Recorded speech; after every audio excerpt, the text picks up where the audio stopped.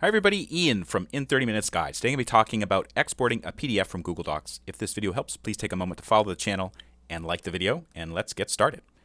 So, I always recommend opening Google Docs in Google Chrome, whether you're using Windows, Mac, or a Chromebook.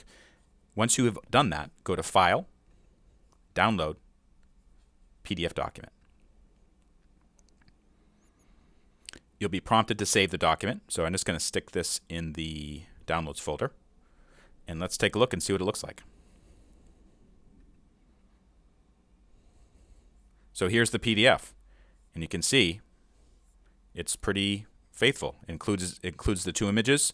If this was a link, then the link would also be recreated in the PDF document. Actually, it looks like it has been created that way. So for more information on how to get the most out of Google Docs, check out my book, Google Drive in Docs in 30 Minutes, available from in30minutes.com. This is Ian Lamont, signing off. Thank you so much for watching.